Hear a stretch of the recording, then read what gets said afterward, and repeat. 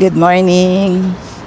Bale, guys, nandito na ako sa next hotel ko, which is nandito sa Shinsaibashi area, yung Sarasa Hotel. Magro-room tour na lang tayo at saka hotel tour later. Pero meanwhile, medyo malayo kasi yung nilakad ko. Napagod ako, guys. Coming from Acro, napagod talaga ako. Dapat pupunta na sana ako ng Ringko Town, pero hindi.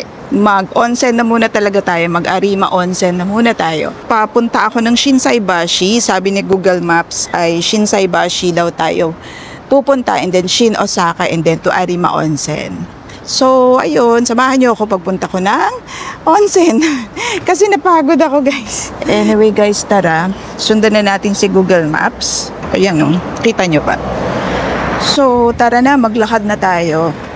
Going to Shinsaibashi Station. Actually, meron ding station dito. Ayan, no? Nagahoribashi Station. Ang lapit lang niya from here, itong Nagahoribashi Station. Pero, hindi tayo dyan. Tara, let's go na. 600 meter yung walk. Actually, guys, yung 600 meter na walk, that's malapit lang talaga. Actually, that's nothing, guys. Kayang-kaya nyo yung 600 meter na walk. Medyo napagod lang ako kasi nga, di ba, inahata ko yung maleta ko from Acro. Na kung tutuusin, pwede mo talaga siyang lakarin. Kaya lang 1 kilometer, 1.4 kilometer daw. Pwede kung sa pwede. Siguro kung wala akong daladalang maleta, kayang-kaya naman siya. Pero yun nga, may maleta kasi. Yung 600 meter na lakad, guys, ang labas ay sa shopping street. Yung Shinsaibashi Shopping Street. Oops. O, diba si ate? Nasagi na yung bag ko. Wala siyang pakels. Anyway, so this is Osaka again, guys. And nasa day 3 na tayo. Baka naliligaw ako. Wait lang. Liliko na tayo in a while. Left turn na tayo dito. Ayun, may elevator na naman. Pero that's Krista. Ano ba yung Krista? Anyway, ayun nga. So, this is Shinsaibashi area na shopping street din. Actually, pag ang tutumbok nito, guys, shopping street eh. Ang bango. Amoy, may nilalagang baka. May naaamoy ako, guys. Anyway, yun nga palang booking ng onsen. Arima Onsen yun, guys. Sa Kobe yun. Kobe. Ang binok ko siya through Klook. Ngayon lang araw na to ko siya binok.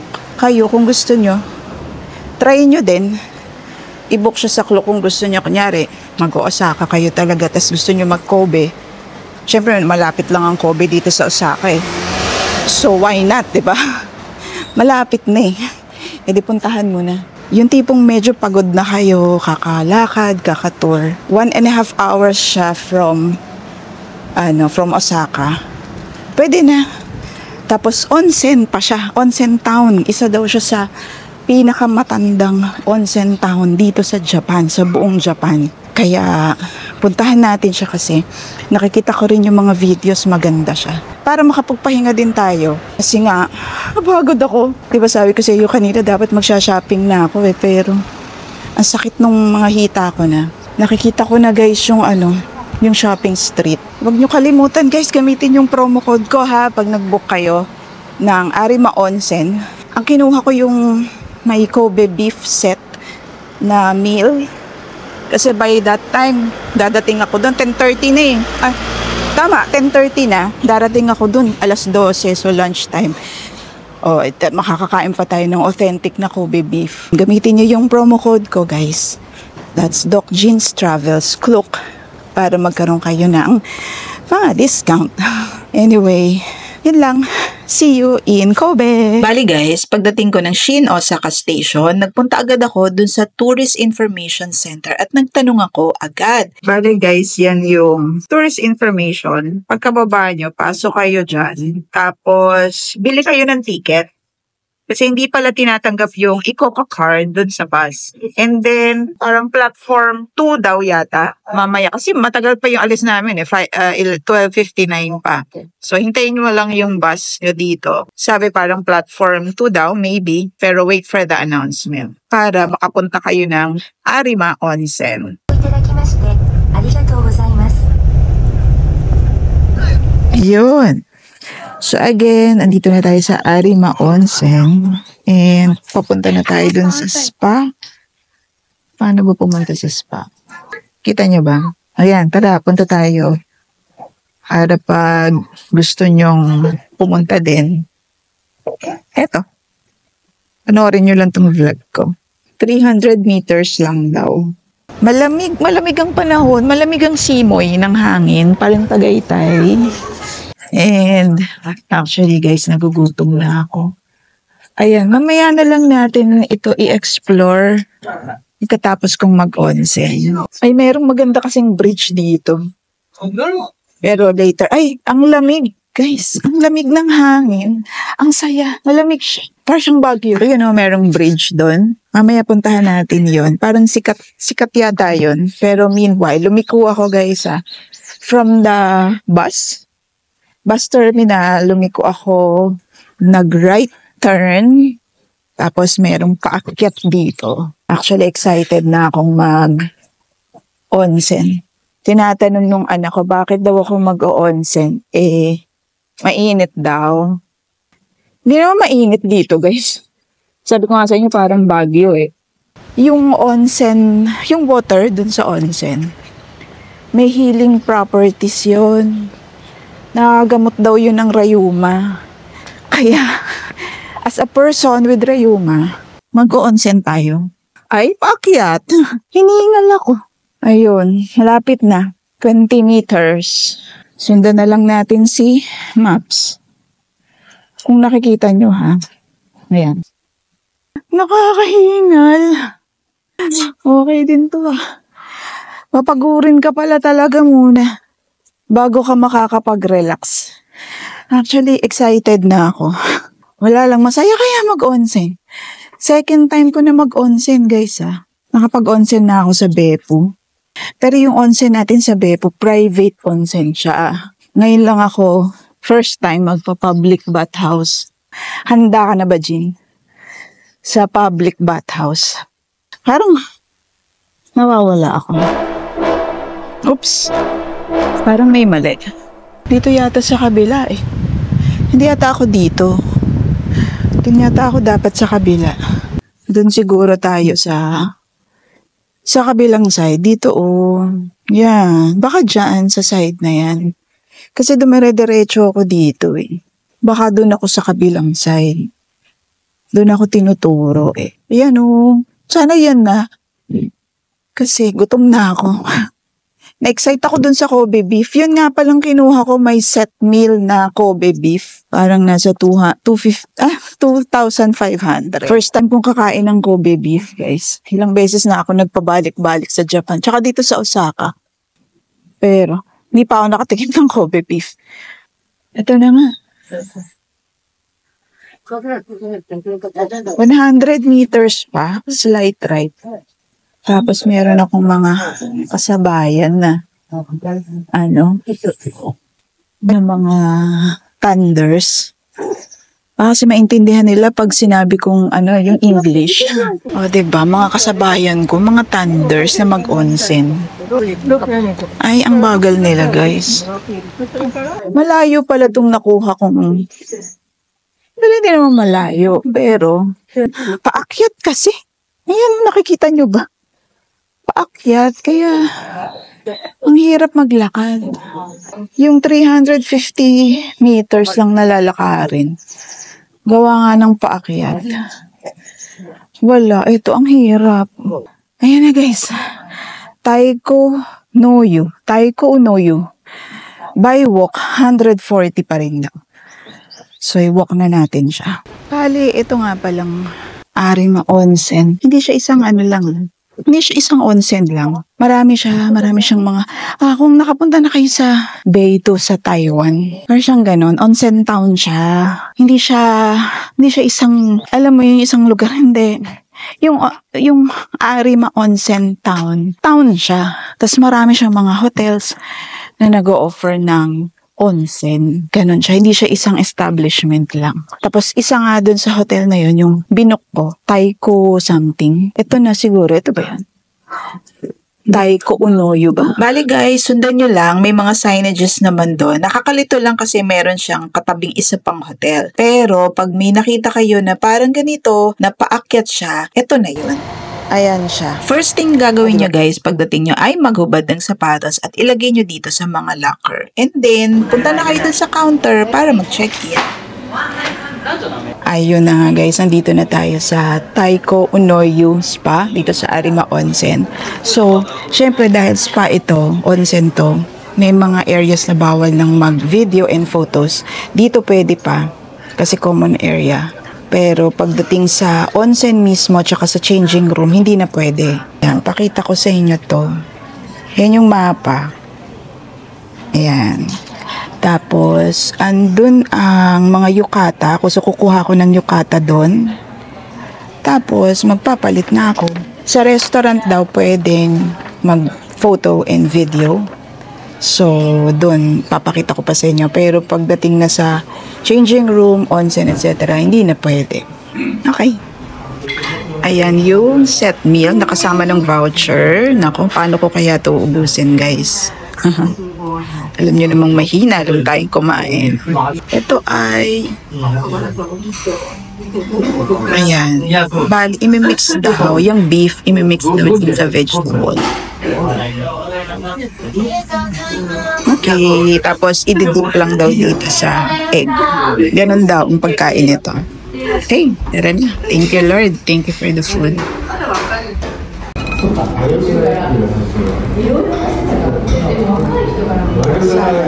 Salad.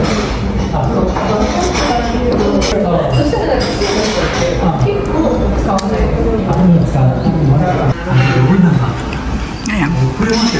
Ilagay na natin yung Kobe beef. Parang meron siyang konting sabaw.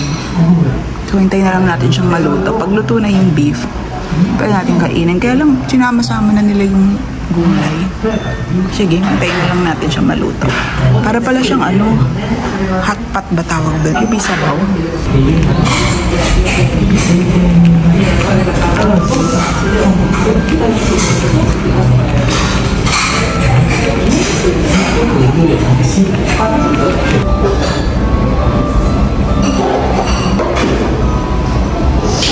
Grabe guys, ang kalat ng pinagkainin ko. Nabusog ako. Kung naubos yung gulay. Tapos meron akong natirang karne kasi nahulog. Hindi ko na kinain. Nadumihan na eh. Laki guys, sobrang busog. Sobrang busog. At dahil nga bagong kain tayo, ayoko muna magbabad sa onsen. So, dito muna ako tumambay sa may lounge area nila. At para masulit ko naman yung experience natin, tinry ko yung kanilang Dr. Fish. Hindi nga pala free ito guys. 800 yen to for 5 minutes. And I have 3 minutes left. 800 yen pala to. Akala ko libre. Hindi pala. Hindi ko maintindihan guys. Hindi ko ma-describe kung anong nararamdaman ko. Parang nakikiliti ako na ewan. Pero madami akong dead cells sa pae. Ihayaan na natin sila na kainin yung balat ko. Hindi naman masakit. Nakakakiliti lang. Siyempre, bawal mag-take ng photos and videos sa loob ng onsen. Kaya, isi-share ko na lang sa inyo yung mga pictures galing sa Klook. At wag na rin kayong mag-attempt na mag-take ng photos or videos dyan kasi may penalty pag nahuli kayo. Siyempre guys, after mag-onsen, made-dehydrate kayo. Kaya dapat, inom kayo nito. Ayan o. Ang dami sa may mga vending machine dito. Tapos, may barcode din. So, yun lang. Itatapat mo lang yung barcode dun. After nating mag-onsen, Ayan, nagpapamassage ako sa yung chair, massage chair. 300 yen to guys for 12 minutes. Magastos din pala dito, no? Akala ko yung binayaran ko sa Klook yun na yun eh. Hindi pala. Yung mga add-on na. Kalang ng tip nito. Ito to, yung QR code na yan. Nang uubos din ng yen yan. Tapos na tayo mag-onsen. Ito nga pala yung onsen. Hindi ko pa pala napakita sa inyo. Ayan. Ayan ang Taiko Unoyo Onsen. O, diba mukhang sosyalin. Mukhang mamahalin, guys. Pero, hindi naman very affordable. Yung sa Klook, pag entrance lang ang pipiliin nyo, parang nasa 600 pesos lang. Kaya lang kasi ako, ang pinili ko yung may Kobe beef sukiyaki meal. Kaya inaabot ako ng 2.5. Tapos sa loob, syempre may mga ginawa pa ako. Like nagpa-foot spa pa. Na-foot spa. Dr. Fish. Na-foot spa. Ganun na nga yun. Syempre todo na natin, di ba? Minsan lang naman tayo pupunta dito sa onsen. Yung Dr. Fish ay 800 yen. Tapos ano pa bang ginawa ko? Bumili ako ng, after ko mag-onsen, uminom ako syempre ng juice kasi parang feeling ko na-dehydrate ko eh. Magkano din yun? 150, 180 yen. So, yun nga, binilan ko si Lulu ng sticker. So, all in all, yung tsaka nagpa-massage chair. Yung sa massage chair, 300 yen yun for 12 minutes. So, all in all, ang binayaran ko pa pagkatapos ay nasa almost 2,000 yen. Ayun. So, yun yung mga nagastos ko. Tapos yung pamasahe pala dito, guys, 1,240 yen yung one way, yung papunta. Siyempre, yung pabalik, baka ganun din. 2.5 yen yung round trip. Magastos, ano? Magastos talaga dito sa Japan. Kaya, pag pupunta kayo, dapat dito, pinaplanong maigi. Pero, syempre, pwede nyo namang i-enjoy ang Japan kahit hindi kayo gumagastos. Kaya lang, kung meron naman kayong naipon, why not, diba? Talagang pwede nyong paghandaan tong onsen kasi okay din siya. I mean, ilang beses ka ba nag-onsen sa buhay mo, di ba? Hindi naman tayo araw-araw nag-onsen. Tsaka, may health benefits din naman yung tubig sa onsen. Wow! Actually guys, kanina may nakita ako na nagbababad lang ng paa dyan. So, siguro pwede. Pwedeng magbabad lang ng paa. Parang gusto kong bumaba. Hindi ko lang alam kung paano bumaba. Tara, ayun o. Try natin dun. May oras pa naman tayo. Parang, saan nga ba yung yung bus stop? Nakalimutan ko. Magbabas kasi tayo.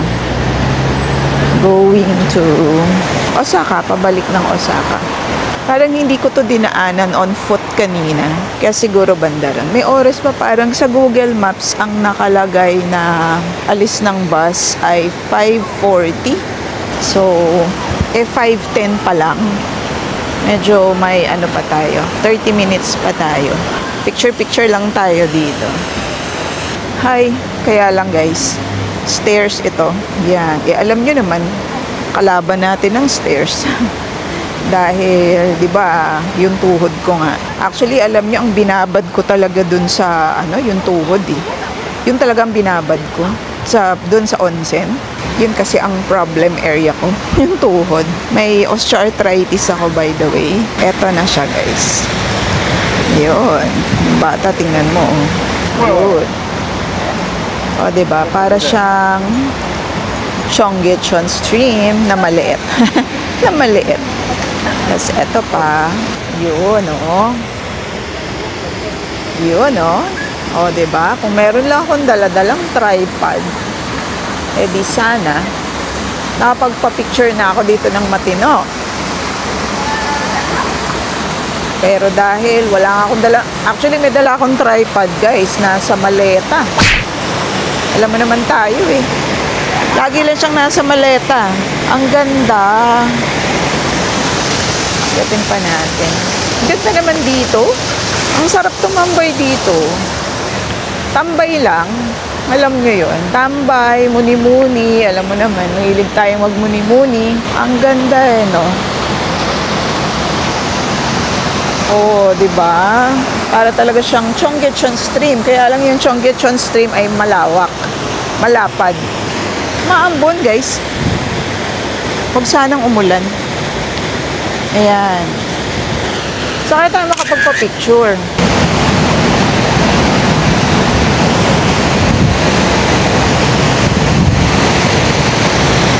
Okay, so tara, uwian na. Uwi na tayo. Balik na tayo ng Osaka. Again, guys, nabook ko nga pala tong Arima Onsen na ticket sa Klook.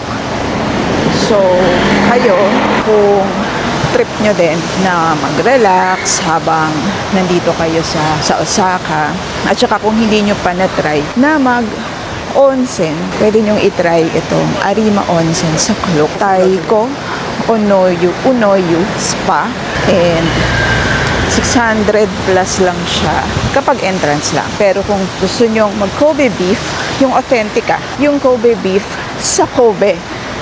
Kasi 'di ba? Pwede ka naman mag-Kobe beef kahit nasang lugar ka.